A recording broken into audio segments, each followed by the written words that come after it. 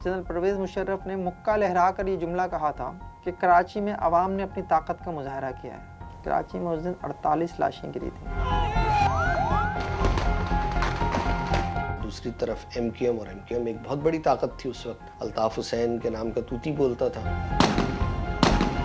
देखें, असलहे का इस्तेमाल गलत था, एमक्यूएम ने किया, गलत किया, एमक्यूएम के खिलाफ हुआ, गलत हुआ, लेकिन कोई तो शय थी ना। नाज़रीन, ये आवाज़ें आप सुन सकते हैं, ये फायरिंग की आवाज़ें हैं जो कि कराची के इलाके गुरुबंदर में अब खबरें आना शुरू हुई कि मलीर हॉल्ट पे फायरिंग, बलोच कॉलोनी ब्रिज पे फायरिंग, और इस तरह से जिना हॉस्पिटल के करीब फायरिंग का एक ऐसा सिलसिला था कि बस पता नहीं चल रहा था कि कौन किस तरफ से फायर कर रहा है और कौन सी गोली कौन चला रहा है, लेकिन एक ऐसी आवाज़ थी कि जो ताबड़तोड़ फायरिंग की आवाज़ें थी। एक शख्स ने मशीन गन थामी हुई थी और दूसरे शख्स ने उसका पट्टा थामा हुआ था। ऐसे में 12 मई वो डेंट था जिसने एमक्यूएम को शदीद नुकसान पहुंचाया, और उसके बाद एमक्यूएम कभी उस मसले से उभर नहीं सकी। उस दिन इस शहर में रियासत नाम की कोई चीज़ नहीं थी। हाँ, रियासत के अंदर रियासत ज़रूर उस दिन मैंने देखी है। मेरे और आप जैसे आदमी, मैंने आपसे कहा ना SHO हाथ रख दे हम चौड़े हो जाते हैं, वहाँ तो फिर हाथ हुकूमत का था, वज़ीर दाखिला का था, हाथ CM का था। आज तक जिनसे किसी ने सवाल नहीं किया।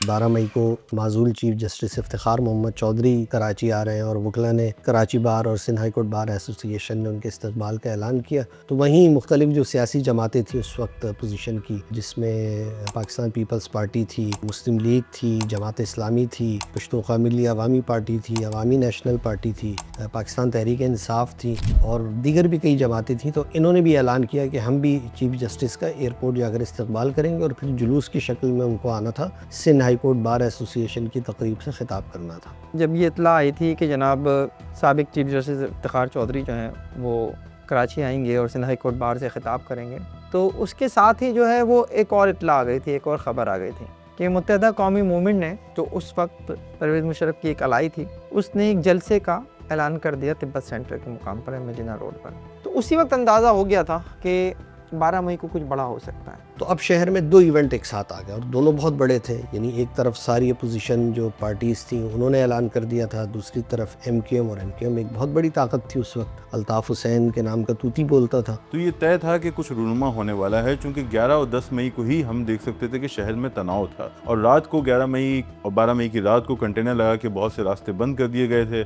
एमक्यूएम की जानिब से 12 मई को ही अपने जलसे का ऐलान करना ये इशारा था कि ताकत का मुजाहिरा होगा। अच्छा, ऐसा नहीं था कि एमक्यूएम कोई कत्ल गारत गरी या कश्त खून का कोई प्लान करके बैठे हुई थी। देखिए, अगर ऐसा होता ना, तो अगर चीज़ें प्लान होती हैं तो फिर चीज़ें प्लान्ड होती हैं। उस दिन 58 लोग मारे गए।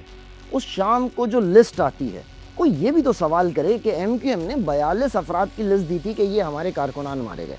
मुझे आप ये बताइए कि क्या किसी और पॉलिटिकल पार्टी ने आज तक 12 मई में अपने मरने वाले, शहीद होने वाले कारकुनान की कोई फहरिस्त दी? अगर प्लान्ड होता तो एमक्यूएम का ही कारकुन क्यों मरता? एमक्यूएम वो वाहिद पॉलिटिकल पार्टी है जो आज भी सानहा 12 मई के लिए हर साल 12 मई पे फातिहा करती है। बाकी पूरा पाकिस्तान सिर्फ आर्टिकल लिखता है।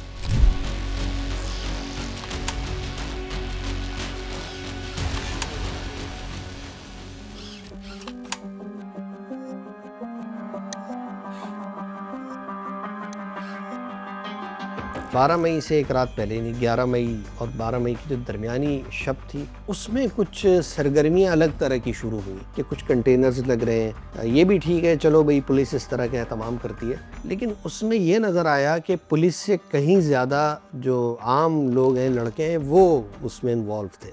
और इनमें से बेशतर लड़के वो थे जो एमक्यूएम के सेक्टर या यूनिट के लिए काम करते थे। एमक्यूएम एक बहुत बड़ी ताकत थी, जनरल परवेज़ मुशर्रफ का दौर था। सच्चाई से इसके ऊपर निगाह डाली जाए तो एमक्यूएम ने 12 मई की एक रैली परवेज़ मुशर्रफ की हिमायत के अंदर और एंटी इफ्तिखार चौधरी अनाउंस की हुई थी।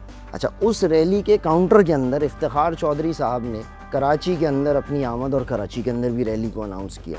एमक्यूएम उससे पहले अनाउंस कर चुकी थी 12 मई की एक रैली। अच्छा, वही 12 मई की डेट इफ्तिखार चौधरी ने भी रखी और वो यहाँ पे उतरते हैं, एयरपोर्ट उतरते हैं, और एयरपोर्ट उतरने के बाद जब वो बाहर आते हैं और फिर शहर की सड़कों पे जो होता है वो एक अलग ही तमाशा था। तो हो ये रहा था कि यानी ज़रा सा निकलते तो जगह जगह पे शारे फैसल पे एमक्यूएम के कारकुन खड़े थे। वो हमसे हमारी शनाख्त मांगते, हमसे पूछते कि आप कौन हैं। तो फिर हम उनको बताते कि यार हम तो इस तरह से सहाफ़ी हैं और इसकी कवरेज के लिए जा रहे हैं। तो जब वो सुनते सहाफ़ी हैं तो कहते हैं भाई रास्ता दो, रास्ता दो, इनका रास्ता क्लियर करो। अब ख़बरें आना शुरू हुई कि मलीर हॉल्ट पे फायरिंग, बलूच कॉलोनी ब्रिज पे फायरिंग और इस तरह से जिना हॉस्पिटल के करीब फायरिंग। अब ये फायरिंग की इत्तलात आ रही हैं तो अब कहानी मुकम्मल तौर पर जो है ना वाज़े हो चुकी थी। यानी इफ्तिखार चौधरी को ना एयरपोर्ट से निकलने देना था, न उनके जुलूस को शारे फैसल पे आने देना था और ना ही इफ्तिखार मोहम्मद चौधरी को किसी तरह सिंध हाई कोर्ट पहुँचने देना था। यानी शहर को मुकम्मल तौर पे पैक कर दिया था, लॉक कर दिया था। यानी शहर उस दिन जो था वो एमकेएम के पास था। और फायरिंग का एक ऐसा सिलसिला था कि बस पता नहीं चल रहा था कि कौन किस तरफ से फायर कर रहा है, कौन सी गोली कौन चला रहा है, लेकिन एक ऐसी आवाज़ थी कि जो ताबड़तोड़ फायरिंग की आवाज़ें थी। एक शख्स ने मशीन गन थामी हुई थी और दूसरे शख्स ने उसका पट्टा थामा हुआ था। इसी के साथ जो है वो दीगर जो वहाँ पे नौजवान थे उनके हाथों में भी छोटा बड़ा असला जो है वो मौजूद था। मैं जैसे ही गाड़ी से उतरा तो एक नौजवान मेरे करीब आया, आ गया फ़हीम साहब, जाएँ आपके अपने बंदों को फ़ोन कर दें, वो गाड़ी के नीचे लेटे हैं, आप उनको निकाल लें। अच्छी खासी दूर थी वो मिनी बस, तो उसमें से फिर नौजवान लोग जो हैं वो उतर के आने लगे। इसमें कुछ वकील भी थे जिन्होंने काले कोट पहने हुए थे। और जिस मुकाम पर मैं उतरा था इस मुकाम पर ही एक पहले से कार खड़ी हुई थी। तो 4 वकील जो हैं वो आकर उस गाड़ी में बैठने लगे, उस कार में बैठने लगे। और जैसे ही वो बैठे हैं वहाँ मौजूद नौजवानों में से एक लड़का जो है उसने अचानक आवाज़ लगाई, रोको रोको, इस गाड़ी को रोको, इसमें असला है, पहले इसकी तलाशी होगी। उस गाड़ी को रोका गया, अभी वो स्टार्ट भी नहीं हुई थी शायद। उसमें से वो उन 4 को उतारा गया। और उस दिन की एक तस्वीर जो है वो बहुत मशहूर हुई थी, जो उस वक्त मेरे साथ एक रॉयटर के फ़ोटोग्राफ़र थे ज़िया मज़हर, उन्होंने बनाई थी। मेरे साथ ही वहाँ तक गए थे। उनमें से एक नौजवान आगे बढ़ा और उसके दोनों हाथों में पिस्टल थे। उसने दोनों हाथों से फायर करके उन 4 को वहीं जो है वो मार दिया। तो वो जो तस्वीर जिसकी मैं बात कर रहा हूँ वो तस्वीर जो है वो अगले दिन के अखबारात में शाया भी हुई थी कि एक कार है जिसके चारों दरवाजे खुले हुए हैं और उस कार के इर्द गिर्द जो है 4 लाशें पड़ी हैं। ये सब कुछ जो है वो वहाँ हुआ।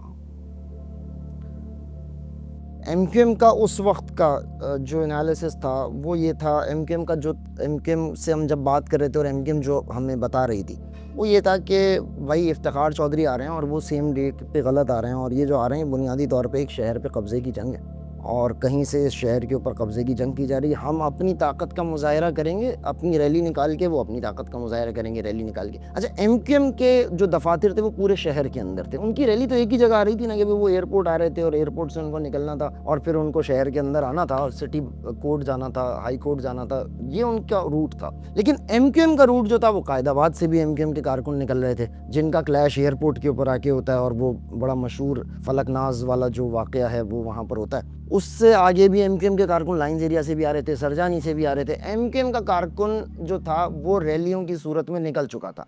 यही वजह है कि एमक्यूएम का कारकुन पूरे शहर में आपको नज़र आ रहा था और जो वुकला थे, क्योंकि उनकी तादाद एक पॉलिटिकल पार्टी के मुकाबले में तो नहीं हो सकती, उनकी तादाद बहुत कलील थी, वो एयरपोर्ट के ऊपर नज़र आ रहे थे और मीडिया जो था वो एयरपोर्ट के ऊपर नज़र आ रहा था और वो इफ्तिखार चौधरी को फोकस कर रहा था। लेकिन पुलिस न किसी फायरिंग करने वाले को मना कर रही थी, न किसी को गिरफ्तार कर रही थी, न किसी तशद्दुद को रोकने में उसका कोई किरदार था। यानी उस सारे मामले में पुलिस एक लाताल्लुक सी फोर्स बनकर खड़ी थी। देखिए, पुलिस की पोजीशन तो वाकई बहुत वीक थी, रेंजर्स वीक नहीं थी। रेंजर्स उस दिन भी बहुत ताकतवर थी, लेकिन रेंजर्स हमारा जो होता है ना वो फौजी दिमाग है, वो फौजी आदमी होता है, वो ऑर्डर का मोहताज होता है। अगर उस दिन रेंजर्स के सिपाही को ऑर्डर मिलता, उस दिन उसके डीजी से ऑर्डर मिलता और उस डीजी को वजीर दाखिला से ऑर्डर मिलता कि दोनों तरफ की रैली रोक दो, मैं देखता हूँ वो रेंजर्स के होते हुए दोनों तरफ से कौन रैली निकाल लेता। मैं फिर कह रहा हूँ, देखें, अगर रेंजर्स उस वक्त रोड पे निकलती, दोनों तरफ की रैली रोकती, दोनों तरफ से नुकसान होता और वो रेंजर्स के हाथों होता, तो आज मैं और आप बैठ के रेंजर्स के कसूरवार भी ठहरा रहे होते। आज टीवी एक ऐसी लोकेशन पे था जहां से रैलियां गुजर रही थी, जो प्राइम लोकेशन थी और उनके पास वो मनाजिर थे जो औरों के पास शायद ना हो, उनको दूसरे तरीके से वो हासिल करने हो। तो इससे आज को फ़ायदा ज़रूर हुआ कि उन्हें अच्छे जाविये मिले, मगर इसका नुकसान उन्हें उठाना पड़ा। यहाँ से वो फायरिंग कर रहे और उस तलत हुसैन साहब ने उस पर प्रोग्राम किया और वो बहुत ज़्यादा पॉपुलर हुआ। लेकिन जो दूसरी तरफ से जो लसबेला चौक है वहाँ से जो लोग फायरिंग कर रहे थे वो ANP के लोग थे बेशतर, उनकी तो वीडियो ही नहीं थी। अब वो एक तरफा वीडियो तो बन गई, यानी ये खड़े हुए थे आज TV के दफ्तर के नीचे, वहाँ ऊपर से कैमरामैन ने वीडियो बना ली तो इनकी वीडियो बन गई, लेकिन वो जो सामने से ANP के कारकुन फायरिंग कर रहे थे लसबेला चौक से या उससे थोड़ा आगे, उसकी वीडियो बनी नहीं। और उस वक्त मोबाइल्स का भी ये वीडियो का तो ऐसा कोई रिवाज नहीं था। तो MQM की बैड लक ये रही कि इन्होंने इतना खुला असला इस्तेमाल किया कि कैमरों की जद में यही लोग आए। कि देखें असलहे का इस्तेमाल गलत था, MQM ने किया, गलत किया, MQM के खिलाफ हुआ, गलत हुआ, लेकिन कोई तो शय थी ना। सवाल तो ये कि वो 42 अफराद जो मारे गए जिसकी फहरिस्त MQM ने दी थी, वो किसने मारे? वो यकीनन उन लोगों ने मारे जो प्रो इफ्तिखार चौधरी रैली लेके निकल रहे थे। ऐसा है या नहीं है? लेकिन उसके ऊपर कोई शो नहीं करता कि एक और भी कोई लैंड क्रूज़र नज़र आती है जिसके अंदर से असलहा निकल रहा होता है। एक खातून जो बाद में सेनेटर भी बनी और आज भी बहुत अहम तर्जुमान हैं मौजूदा गवर्नमेंट की भी, उनकी वो गाड़ी होती है, वो अपने शीशे के अंदर भी होती हैं। एक तरफ तहरीक इंसाफ की क़यादत होती है, वो भी अपनी गाड़ियों के अंदर होती है। वो मशहूर व मारूफ कि बंद कर देंगे कराची, और वो उसके बाद पाकिस्तान के एक बहुत बड़े ओहदे के ऊपर वो साहब पहुँचते हैं। कोई उनसे तो पूछे। अब वो फुटेज बन गई। फुटेज बनने के बाद ये हुआ कि तलत हुसैन उस वक्त डायरेक्टर थे आज न्यूज़ के, उन्होंने ये फ़ैसला किया कि ये फुटेज चलेगी। अच्छा, ये मुश्किल फ़ैसला था, ये आसान नहीं था, उन्होंने इसका स्टेप उठाया। उन्होंने जब ये फुटेज चलाई और इसके ऊपर बात होना शुरू हुई, और उस वक्त यानी वो फुटेज देखते ही देखते लोग आज TV स्विच करने लग गए। जब ये कवरेज लाइव गई तो जो भी शरपसंद उन सड़कों पे मुतहरिक थे उन्हें ये पता चला कि हमें लाइव कवर किया जा रहा है और हमें किन कैमरा एंगल से कवर किया जा रहा है। तो वो आज के कैमरा से, तो उन्होंने उस पर पथराव भी किया, उस जाने फायरिंग भी की होगी, कुछ गाड़ियाँ भी जलाई गई। तो आज एक ऐसी लोकेशन पे था जहाँ से वो बहुत सी चीज़ों को लाइव नशर कर सकता था। अब आपका सवाल ये है कि क्या सिर्फ एक ही ग्रोह था? एक ग्रोह तो नहीं था, ग्रोह और भी थे, और लोगों के पास भी असला था, और लोगों की जानिब से भी और जमातों की जानिब से भी तशद्दुद का रास्ता इख्तियार किया गया। अच्छा, ये बड़ी दिलचस्प बात हुई कि एक लंदन से मैसेज आता है कि आप लोग अपनी रैलियां बैक ऑफ करें और वापस आएं, लेकिन वापसी आने में क्लैश हो गया। वो रैली वापस ही तो आ रही थी जो गुरु मंदिर पे तलत हुसैन साहब ने वीडियो शूट किया, वो हाई रूफ ही तो थी MQM का झंडा लगा के। मुझे बताइए, कोई लेट के फायरिंग कर रहा होगा झंडा लगा के? तो कुछ पागल ही होगा ना। आज मतलब दुनिया डकैत भी जाती है तो मास्क चढ़ा के जाती है, चेहरा छुपा के जाती है। वो वापस आ रहे थे, वो 90 जा रहे थे, तलत भाई के कैमरे का शिकार हो गए। और उस दिन एक जलसा इस्लामाबाद में भी हुआ था, और उस जलसे से खिताब करते हुए जनरल परवेज़ मुशर्रफ ने मुक्का लहरा कर ये जुमला कहा था कि कराची में आवाम ने अपनी ताकत का मुजाहरा किया है। कराची में उस दिन 48 लाशें गिरी थी। मुझे नहीं समझ में आता कि आवाम की ताकत का कौन सा मुजाहरा था। सिर्फ एंटी मुशर्रफ नैरेटिव बना कि मुशर्रफ था जो रात को आया और उसने आके ताकत का मुजाहरा किया, बोला देखा तुमने रियासत की ताकत। तो मुशर्रफ को ब्रीफ करने वाला तो वजीर दाखिला था ना, जो रियासत की ताकत ब्रीफ कर रहा था। मुशर्रफ वर्दी उतार चुके थे, वो सब चीफ एग्जीक्यूटिव ऑफ पाकिस्तान नहीं थे। परवेज़ मुशर्रफ सफ़ेद कॉटन के कमीज शलवार में आए थे, अगर किसी को वो फुटेज याद हो। आज भी बहुत ज़्यादा वीडियो नहीं थी, लेकिन तस्वीरें तो हम सब ने देखी हैं। वो वर्दी उतार चुके थे। 12 मई के केसेस को जिस तरह से सीरियसली लिया जाना चाहिए था इफ्तिखार चौधरी की जानिब से ख़ास तौर पे, वो नहीं लिया गया। अगर इफ्तिखार चौधरी की बात करें तो बिल्कुल उन्होंने इस मामले में मायूस किया। वो तो ये मामला ऐसे भूल गए कि जैसे सिरे से कुछ हुआ ही नहीं था, हालांकि ये वो वाक़या था कि पूरे मुल्क में कहीं नहीं हुआ था। 12 मई की रात ही ये तय हो गया था कि इस वाक़ये से सबसे ज़्यादा नुकसान हुआ है MQM को, क्योंकि MQM उसमें ऐसी फरीक के तौर पे उभरी जो ये सब नहीं करना चाहती थी। MQM का इमेज उस वक्त बहुत अच्छा था, वो MQM के लिए सुनहरा दौर था, एक ऐसा दौर जब MQM फ्लॉरिश कर रही थी, MQM तरक्की कर रही थी, कराची तरक्की कर रहा था, और MQM का जो एक सॉफ्ट इमेज था राब्ता कमेटी के लोगों का कि पढ़े लिखे लोग हैं, संजीदा लोग हैं, वो उभर रहा था। मुस्तफ़ा कमाल ने कराची का नक्शा बदल दिया था। तो MQM उस वक्त अपने उरूज पे थी और ऐसा लगता था कि वो दीगर शहरों तक भी रसाई हासिल करेगी। ऐसे में 12 मई वो डेंट था जिसने MQM को शदीद नुकसान पहुंचाया, और उसके बाद MQM कभी उस मसले से उभर नहीं सकी। MQM आज तक उसका नुकसान उठा रही है। MQM का इंतहाई बुरा फैसला था ये 12 मई के ऊपर, क्योंकि अच्छा MQM जो है ना, देखें याद रखिएगा, MQM कोई बहुत ब्यूरोक्रेट्स की जमात नहीं है, किसी इस्टेब्लिशमेंट के बच्चों की जमात नहीं थी, वो मिडिल क्लास लोगों की जमात थी। एक मिडिल क्लास के ऊपर मेरे और आप जैसे आदमी, मैंने आपसे कहा ना SHO हाथ रख दे हम चौड़े हो जाते हैं, वहाँ तो फिर हाथ हुकूमत का था, वज़ीर दाखिला का था, हाथ CM का था। आज तक जिनसे किसी ने सवाल नहीं किया, आप मुझे बताइए। मौत को, वहशत को मैंने इस शहर की सड़कों पर नाचते देखा है उस दिन। और अगर ये कहा जाए तो गलत नहीं होगा कि उस दिन इस शहर में कानून नाम की कोई चीज़ नहीं थी। उस दिन इस शहर में रियासत नाम की कोई चीज़ नहीं थी। हाँ, रियासत के अंदर रियासत ज़रूर उस दिन मैंने देखी है।